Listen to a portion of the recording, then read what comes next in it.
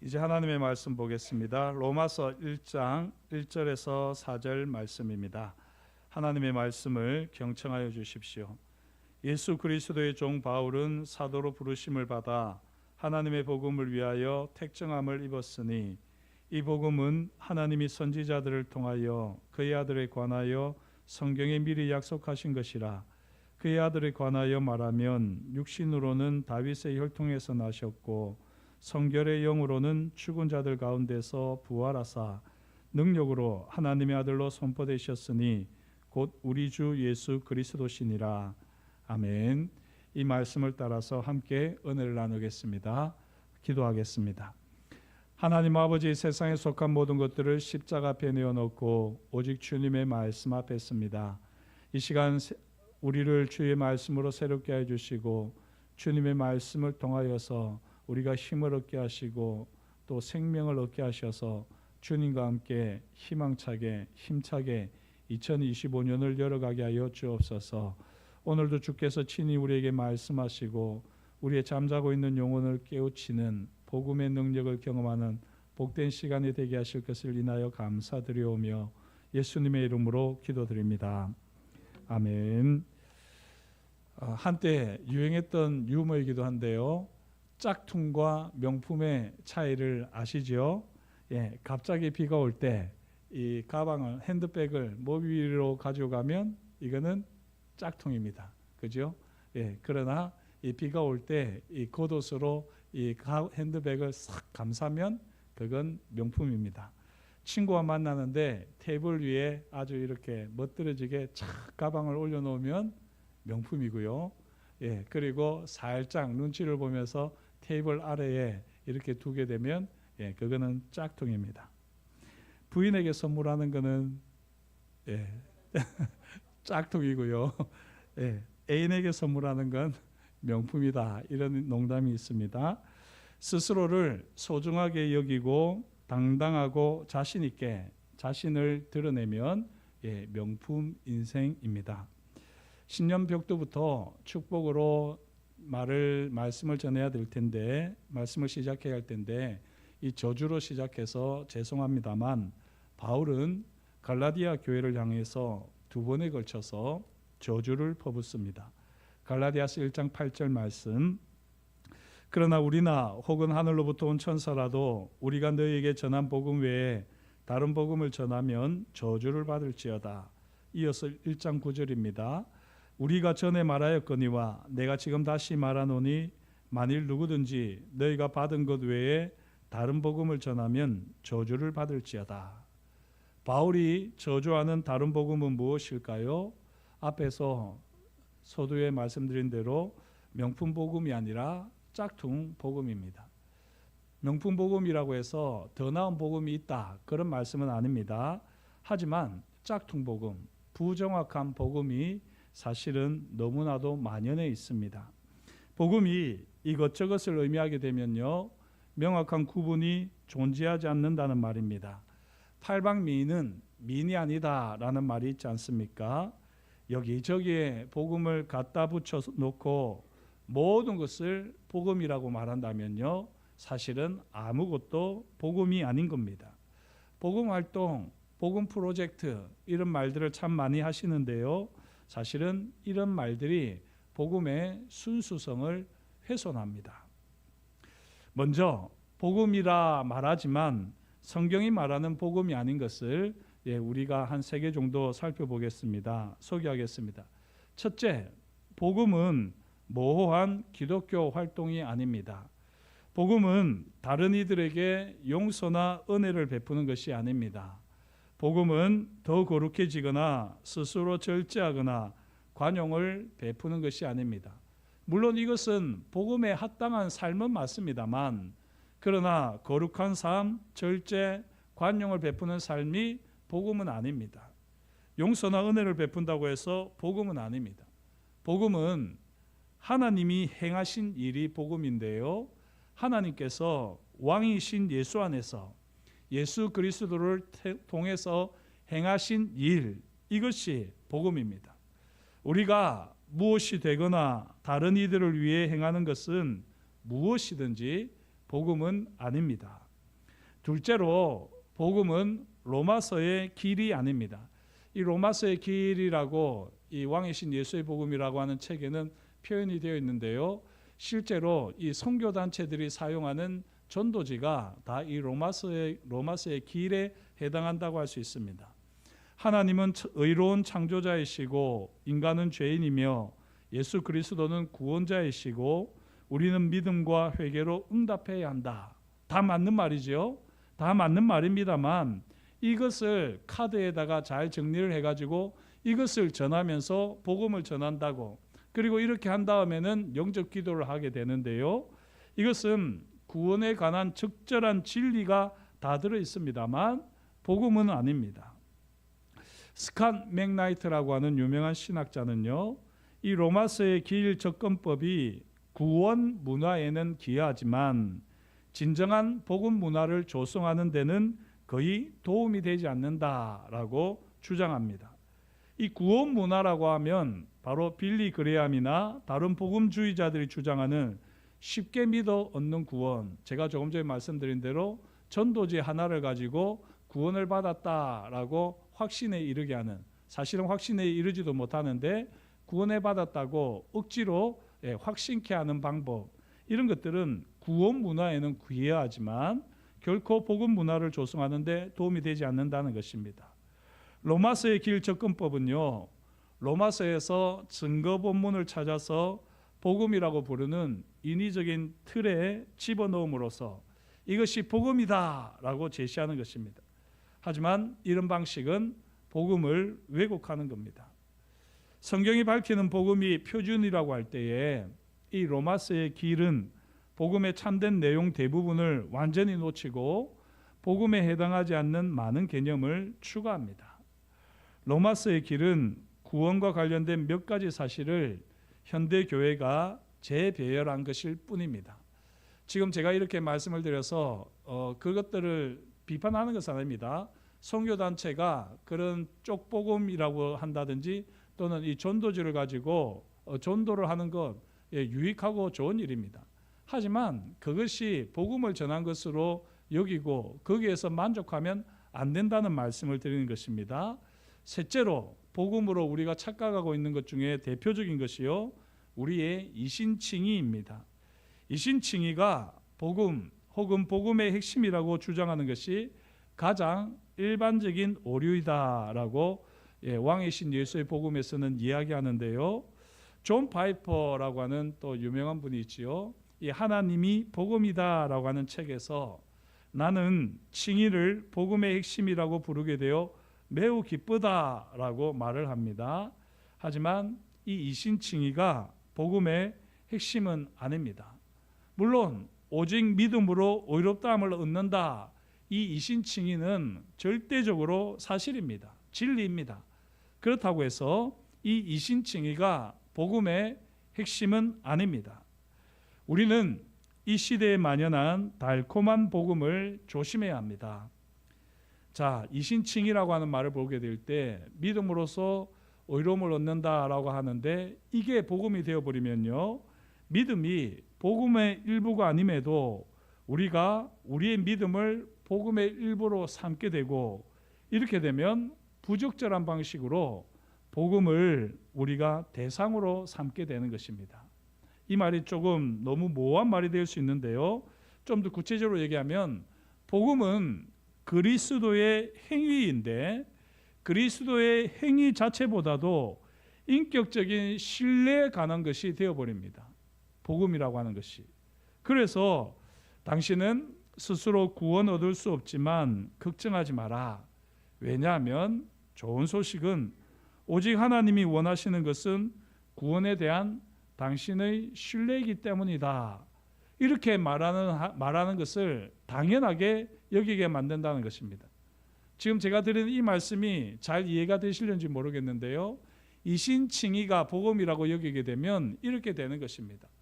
우리가 믿음으로 의롭다함을 받기 때문에 나 스스로는 구원에 대해서 전혀 아무것도 할 수 없지만 내가 믿는다고 하는 이 믿음을 하나님께서 기쁘게 보시고 하나님께서 이것을 귀하게 보시고 우리의 이 믿음을 가지고 하나님께서 우리를 구원해 주신다. 이렇게 말을 하게 되는데요. 그러면 이 구원을 받기 위한 이 믿음에 집중을 하게 되면서요. 하나님을 믿는 이 믿음에 모든 것을 다 걸게 됩니다. 그런데 그렇게 걸게 되면서 사실은 믿는다고 구원받는 믿음이 내게는 있다고 말은 하지만요. 실제로 이 심리적인 불안감이 점점 커지는 거죠. 내가 하나님을 정말로 신뢰하나? 나의 믿음은 구원에 이르는 믿음인가? 이런 의문이 들 때에 이신칭의가 복음이라고 믿고 있는 사람들은 이 의문을 풀어낼 수가 없습니다. 구체적이고 확실한 대답을 하지 못한 채 자아를 향한 내적 소용돌이, 이 소용돌이가 자기 회의와 더불어서 계속해서 의문으로 우리를 밀어가 버리는 것입니다. 믿으면 내가 그냥 믿기만 하면 하나님이 나를 구원해 주신다는데 이 왜 믿음이란 것이 잘 안 생기지? 왜 이 믿음이 확실하게 변함없이 흔들리지 않고 내게는 없지? 이런 고민들이 생길 수밖에 없다는 것입니다. 이신칭의는 진정한 복음 문화보다는 왜곡된 구원 문화에 기여합니다. 이신칭의는 구원이 전부인 양 영혼 구원에 만족하는 삶을 조장합니다. 사실 우리가 구원받은 이후의 삶을 성경은 이야기하고 있습니다. 그리고 이 구원받은 이후의 삶을 살아내는데 복음은 확실히 우리에게 좋은 소식, 기쁜 소식으로 역사합니다. 그런데 이신칭의가 복음이라고 믿게 되면 그냥 구원이 전부이냐, 그리고 이 영혼 구원에 만족하는 삶을 산다는 것이죠. 그리고는 자기 삶이 어떠하든지 간에 믿습니다. 고로 나는 믿기 때문에 구원받았습니다. I don't care. 지금 내 삶은 아무 상관이 없습니다. 이런 식으로 되어버린다는 것입니다. 이런 달콤한 복음을 조심해야지 되는 겁니다. 자, 그렇다면 진정한 복음이란 무엇일까요? 성경에는 복음이라고 하는 단어가 162번 등장합니다. 예수님이 말하는 복음은 하나님 나라의 임박한 도래와 그 때의 완성에 관한 소식입니다. 하나님 나라의 임박한 도래, 그리고 그것이 완성된다라고 하는 소식이 바로 예수님이 말하는 복음입니다. 예수님은 복음의 핵심 전령이자 복음의 핵심 주체로서 한평생을 사셨습니다. 예수님이 왕이 될 것이라는 사실이 바로 복음서의 핵심 주제입니다. 누가는 예수님께서 단계적으로 왕위를 얻을 것이라고 밝혔는데요. 누가복음 1장 32절 33절 이렇게 되어 있습니다. 그가 큰 자가 되고 지극히 높으신 이의 아들이라 일컬어질 것이요 주 하나님께서 그 조상 다윗의 왕위를 그에게 주시리니 영원히 야곱의 집을 왕으로 다스리실 것이며 그 나라가 무궁하리라. 여기 보시면 예수님께서 단계적으로 왕이 되시는 것을 잘 보여주지요. 먼저는 큰 자가 되고요, 그 다음에는 하나님의 아들이라 일컬음을 받고요, 그 다음에 왕위를 얻게 되고, 그 다음에 영원히 왕으로 다스리신다라고 하면서 예수님께서 이 땅에서 이루시는 왕이 되어 가시는 과정, 이것이 바로 기쁜 소식 복음임을 분명하게 밝힙니다. 예수님께서 지상의 삶을 사시는 동안 온전히 왕이 되는 과정에 있었습니다. 예수님의 삶의 근본적인 목적은 하나님 나라의 복음을 전하는 것입니다. 하나님 나라의 복음을 전한다는 것은 예수님께서 이미 하나님께로부터 왕으로 기름 부음을 받았으므로 예수님께서 공식적인 통치를 반드시 이루실 것이다 라고 하는 이것이 바로 하나님 나라의 복음입니다. 예수님께서는 구원을 베푸시는 왕으로서 섬기는 왕, 고난받는 왕, 백성을 대표하는 왕, 영광을 받은 왕으로서 십자가와 부활을 오롯이 감당하시며 복음을 완성하셨습니다. 사랑하는 성도 여러분, 저는 복음이 아니지만 복음으로 오해받고 있는 세 가지를 말씀드렸고요. 그리고 예수님께서 삶으로 보여주신, 삶으로 완성하신 복음을 말씀을 드렸습니다. 어떻게 복음이 잘 와닿습니까? 복음을 제대로 알고 계십니까? 오늘 말씀, 바울의 복음이 날 것 그대로의 복음으로 잘 선포된 말씀이 오늘 말씀입니다. 오늘 말씀은 사실은 아주 거친 말씀이라고 할 수 있습니다. 날 것 그대로의 복음이라고 하는데요, 오늘 본문은 번역하고 해석하기가 상당히 어려웠기로 악명이 나 있는 본문이기도 합니다. 그래서 저도 이 본문을 주일 아침에 하는 것이 합당한가 라고 하는 고민이 들었지만, 왕이신 예수의 복음이라고 하는 책에 보면 이 본문을 다루고 있기 때문에 용기를 내어서 다룹니다. 이 본문을 통해서 저와 여러분들은 완전한 복음, 온전한 복음, 제대로 진정한 복음을 알아야지 됩니다. 바울은 1장 2절에서 예수님이 하나님의 아들이라고 선언하지요. 그리고 예수님이 하나님의 아들이심을 3절과 4절에서 두 가지로 확정합니다. 그 첫 번째는 성육신이고요, 두 번째는 부활 사건입니다. 이 성육신과 관련해서 우리가 오해하고 있고 성경을 잘못 번역한 게 참 많은데요, 성육신은 존재하게 되는 것입니다. 태어난 것이 아니라 존재하게 된 것입니다. 이게 무엇인지 조금 이따 다시 보겠습니다. 그리고 부활도 능력의 하나님의 아들로 임명되는 사건이 부활 사건입니다. 자, 이게 무엇인지 이제 우리가 조금 더 살피겠는데요, 3절에서 바울은 예수님께서 육신을 입고 존재하게 되셨다라고 선언합니다. 그런데 이것은 단순히 다윗의 자손이 되셨다라든지 다윗의 자손으로 태어나셨다라고 번역하면 안 된다는 겁니다.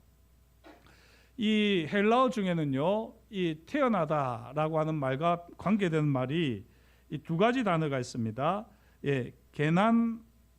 겐나오라고 하는 헬라어가 있고 또 기노마이라고 하는 헬라어가 있습니다. 이 겐나오라고 하는 단어는 말 그대로 이 정상적인 출생을 의미할 때 겐나오라고 하는 표현을 쓰고 있습니다. 그런데 이 로마서 1장 3절에서는 겐나오라고 하는 단어를 쓰지 않고요, 기노마이라고 하는 단어를 쓰고 있는데, 이 기노마이라고 하는 단어는 나다, 태어나다라고 하는 나다라는 말이 아니라 되다라고 하는 말이거든요. 그래서 하나님의 아들이 이미 존재하셨습니다. 이게 선제라고 하죠.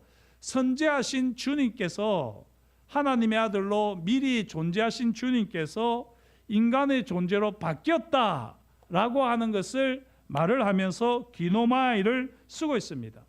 그래서 존재하게 되셨다라고 표현을 해야지 육신으로 태어나셨다라고 표현을 하면 안 된다는 것입니다.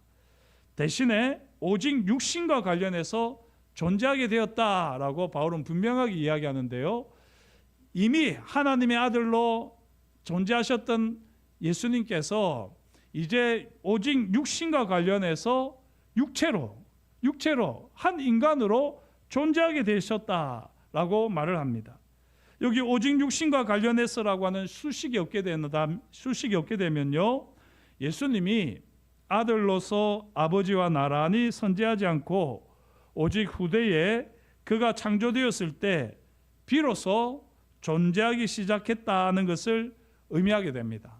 아이고, 참 신년 첫 번째 주일부터 너무 어렵죠, 그죠? 신학적인 이야기가 돼서 어려운 이야기입니다만, 이렇게 예수님께서 이미 존재하신 분이셨는데 사람이 되셨다라고 말을 하지 않고, 예수님이 그냥 태어나시면서부터 이제 성령이 임하셔서 하나님의 아들이 되셨다라고, 하나님의 아들로 존재하기 시작했다, 이렇게 이야기하게 되면 이것은 이단의 생각이고 이단의 주장입니다. 이런 주장을 하는 사람들이 바로 아리우스주의 이단들이거든요. 이거는 틀렸습니다. 분명하게 우리 예수님께서는 하나님의 아들로 선재하셨습니다. 이 땅에 태어나시기 전에 하나님의 아들로 존재하셨습니다. 그러면서 예수님께서는 하나님의 뜻을 따라서 이 땅에 사람으로 이 땅에 존재하게 되셨습니다. 예수님은 인간의 육신을 입기 전에 이미 하나님의 아들이었습니다. 하지만 육신을 입었을 때 비로소 주님은 완전한 인간이 되셨습니다.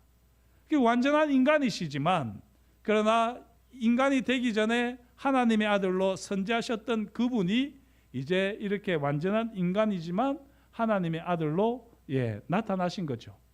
그러나 이것이 태어난 것은 아니다라고 말을 합니다.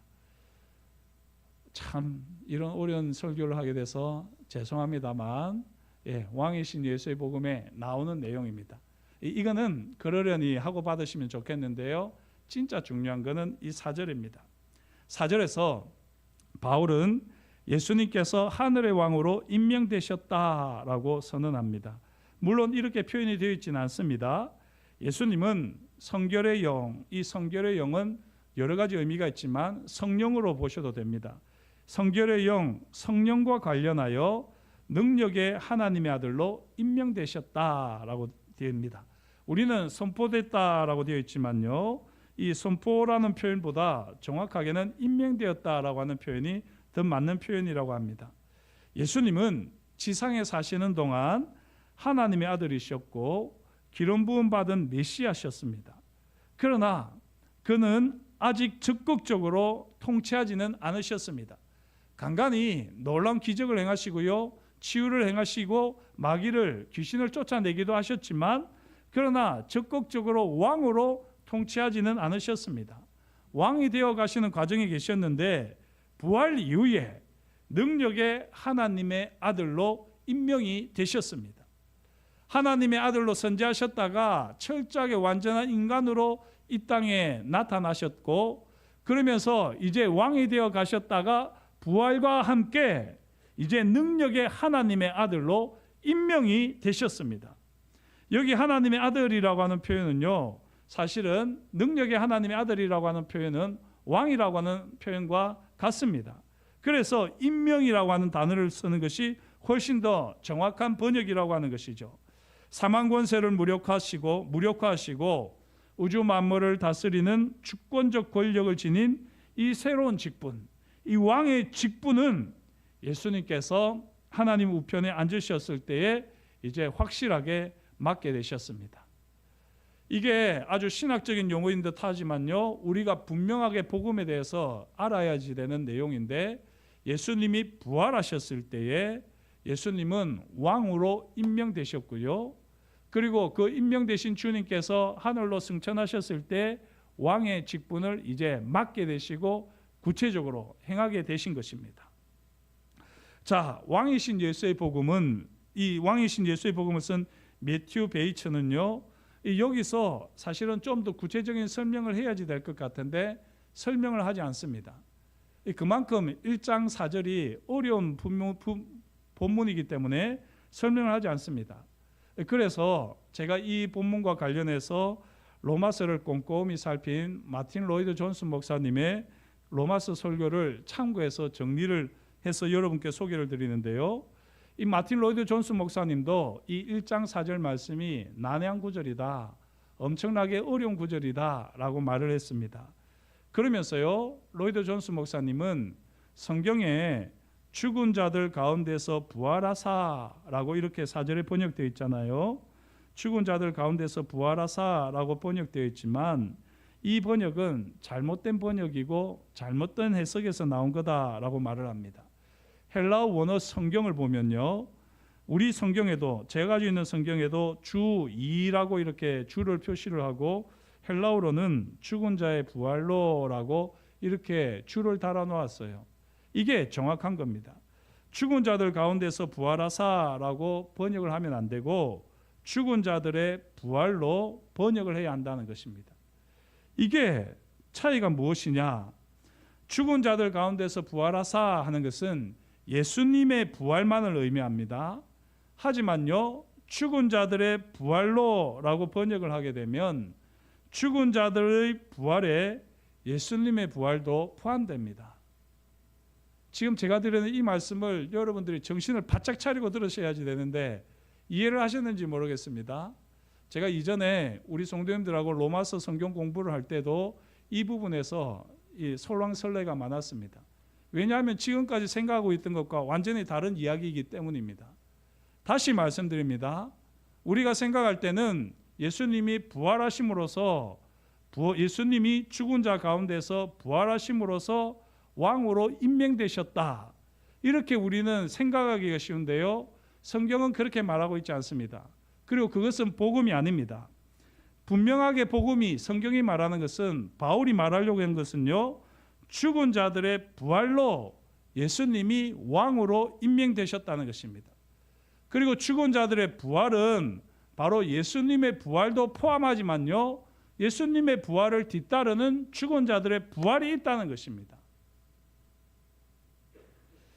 이게 왜 중요한지를 다시 예수님이 왕으로 임명되신 사건과 함께 연관지어서 보게 되면요. 여기서부터는 제가 묵상하면서 정리한 내용인데요. 예수님이 부활하셨다는 것 자체는 그것이 왕이 되는 왕으로 임명받았다는 근거가 될 수 없습니다. 예수님이 부활하셨는데 그게 우리와 무슨 상관이 있어? 이렇게 말해버리면 아무것도 아니에요. 예수님이 부활하셨는데 그게 나와 무슨 상관이 있어? 이렇게 해버리면 예수님이 왕이시라는 것이 아무 근거가 없습니다. 아니 죽음의 권세를 이기셨잖아. 그러니까 왕이시지. 죽음의 권세를 이겼다고 해서 다 왕이겠습니까? 왕이 되려면 왕으로 대우를 받을 만한 백성이 있어야 되는 겁니다. 왕이 되려면은 왕이 다스리는 나라가 있어야지 되고 그 나라는 다른 것이 아니라 바로 백성이 있어야지 되는 것입니다. 그렇지 않습니까? 그래서 여기서 말하는 죽은 자들의 부활이라고 하는 것은요, 바로 예수님의 부활이 첫 열매, 부활의 첫 열매라는 것은 바울도 다른 데서 이야기하고 있듯이 주님이 첫 열매가 되셨습니다. 하지만 예수님의 부활을 따라서 죽은 자들이 부활하게 되고요, 그 죽은 자들의 부활이 바로 부활하신 주님이 다스리시는 백성들이 되는 것입니다. 그래서 실제로 예수님의 부활은 모든 사람들에게 알려진 것이 아닙니다. 오직 하나님의 백성들에게만 알려진 사건입니다. 왜 세상 사람들은 부활하신 주님을 경험할 수 없느냐? 하나님의 백성이 아니기 때문인 겁니다. 하나님의 백성인 사람들에게만 주님의 부활이 분명하게 드러납니다. 그리고 그 하나님의 백성인 증거는 무엇이냐? 예수님의 부활을 따라서 죽은 자의 부활을 경험하는 사람입니다. 이게 로마서 1장 4절이 우리에게 분명하게 이야기하는 죽은 자의 부활에 대한 이야기입니다. 예수님의 부활로 왕으로 임명되신 것이 아니라 죽은 자의 부활로 예수님이 부활의 첫 열매가 되셨고 예수님의 부활을 믿고 예수님의 부활을 뒤따르는 죽은 자의 부활을 경험하는 사람들을 통해서 예수님은 왕으로 이제 하나님의 나라를 이루어 가시는 것입니다. 이것이 바로 왕이신 예수의 복음입니다. 사랑하는 성도 여러분, 조금 어려운 이야기죠. 아마 이런 이야기는 듣도 보도 못했을 것입니다. 그렇다고 해서 저만 이야기하는 것은 아니라 복음에 대해서 깊이 연구하고 복음에 대해서 깊이 고민하게 되면 이렇게 복음을 더 구체적으로 명확하게 보게 되는 것입니다. 사랑하는 성도 여러분, 복음은 예수님이 왕이시다 하는 것이 복음입니다. 예수님이 왕이시다는 것은 단순히 우리의 관념이 아닙니다. 그냥 옛날에 있었던 중세시대에 있었던 그런 왕의 개념이 아니라 예수님이 사망 권세를 이기시고 부활하심으로 왕이 되셨는데 그 왕만 있어가지고는 하나님의 나라가 이루어지지 않는다니까요. 그 주님의 부활을 따르는 죽은 자의 부활, 이 부활을 경험하는 하나님의 백성들이 있어야지만 진정한 예수님이 왕으로 임명되시고 다스리시는 것이 됩니다. 이걸 바울은 바로 죽은 자의 부활로라고 분명하게 1장 4절에서 밝히고 있습니다. 성도님 중에 한 분이 저는 구원의 확신이 아직 없습니다 라고 이렇게 말을 할 때 제가 깜짝 놀라고요. 그리고 조금 숙연해졌더랬습니다. 왜 그런 거 아니? 저는 구원의 확신이 아직 없습니다 라고 말을 하시는 그분이 안수 집사님이셨습니다. 안수 집사님이신데도 불구하고 구원의 확신이 없습니다 라고 말을 할 때 그분의 신앙을 무시하는 게 아니라 그렇게 말을 할 수 있는 용기가 대단하다고 여겼습니다. 그리고요, 그렇게 구원의 확신이 없다고 고백하실 만큼 영혼에 대하여, 진리에 대하여 진지한 고민을 가지고 계신 것이 너무나도 귀하게 여겨져서 저는 그 집사님의 고백이 적잖이 놀랍게 여겨졌던 것입니다. 사랑하는 성도 여러분, 정직하게 스스로에게 물어보십시오. 정말 구원의 확신이 있습니까? 오늘 죽어도 천국에 들어갈 자신 있습니까? 평소에는요, 이 죽음이라는 것이 너무 멀리 있기 때문에 그냥 습관적으로 이야기합니다. 교회를 오래 다니면 오래 다닐수록 사실은 잘 모르면서도 확신도 없으면서도 다 구원의 확신이 있다고 하는데 나도 있는 거지 뭐, 이러면서 구원의 확신이 있다고 이야기하는 사람들이 태반입니다. 오늘 저녁에 제가 여러분들에게 죽음이 가까이 다가가도록 기도해 볼까요? 진짜 여러분들 코앞에 죽음이 오면 그때 정말 두렵지 않습니까? 정말 이 죽음을 넘어서서 주님의 품에 안기는 기쁨과 감격이 있느냐고요. 그게 있어야지 우리가 구원의 확신이 있는 것인데, 실제로 죽음이 우리에게서 너무 가까이 있지 않고 저 멀리 있기 때문에 우리는 구원의 확신이 있다고 착각하는 경우가 참 많습니다. 구원의 확신이 있으려면 죽음을 경험해야지 됩니다. 그리고 죽은 자의 부활을 경험해야지 됩니다. 죽은 자의 부활을 경험한 사람은 더 이상 죽음이 문제가 아니기 때문에 구원의 확신을 가지지 않을 수가 없습니다. 그런데 지금 세상에 이야기되고 있는 복음은요, 이렇게 진짜 복음을 제대로 이야기하지 않습니다. 구원의 확신을 제대로 가지지 못하도록, 구원의 확신이 있는지 없는지 신경도 쓰지 않고 그냥 복음을 전하고 선포한다고 합니다. 진짜 복음을 제대로 듣지 못한 만큼 구원의 확신을 제대로 가질 수 없습니다. 진짜 복음 앞에 제대로 믿음으로 반응하지 못했기 때문에 우리는 구원의 확신을 가질 수 없는 것입니다. 사랑하는 성도 여러분, 진짜 복음은 왕이신 예수의 복음입니다. 주님과 함께 죽고 주님과 함께 다시 살아나는 부활을 경험한 사람만이 진짜 예수님을 왕으로 모시고 헌신하고 충성합니다. 이것이 없이는요, 구원은 받을지 몰라도 부끄러운 구원을 받을 것입니다. 저와 여러분들이 2025년을 열어가시면서 진짜 복음 앞에 다시 한번 서게 되는 은혜가 있기를 축복합니다. 예수님이 왕이십니다. 부활을 통해서 우리 예수님이 부활하셨고 또 우리로 하여금 부활을 경험하게 하심으로 예수님이 진정한 왕이심을 경험하게 하십니다. 이 은혜를 꼭 경험하는 2025년이 되시기를 주의 이름으로 축복합니다. 기도하겠습니다. 하나님 아버지, 주님께서 오늘도 저희에게 말씀하여 주시니 감사합니다. 하나님의 말씀을 따라 우리가 어떠한 사람이 되어야 할지를 다시 한번 깨닫게 하시니 참으로 감사합니다. 구원의 확신이 있느냐고 물으실 때에 우리는 다 저마다 자기의 자존심을 걸고 구원의 확신이 있다고 대답합니다. 그러나 정작 사망이, 죽음이 우리 코앞에 있을 때 과연 우리 중에 얼마나 하나님의 임재와 영광을 바라보며 그 죽음을 넘어 하나님이 왕이심을 노래하며 예배할 수 있겠습니까? 주님과 함께 죽고 주님과 함께 다시 살아나는 진짜 복음을 경험하게 하여 주십시오. 내 삶의 자리에 왕이신 주님이 다스리시는 것을 온전히 경험하기까지는 우리에게 진정한 구원의 확신이 없음을 바로 깨달아라. 왕이신 예수의 복음을 더 깊이, 더 온전히 알아가는 복음의 사람 되어지도록 우리를 복음 앞에 다시 세워 주시옵소서. 그렇게 일하실 것을 인하여 감사를 드리오며 예수님의 이름으로 기도드립니다. 아멘. 볼륨을 조금만 올려주시면 감사하겠습니다.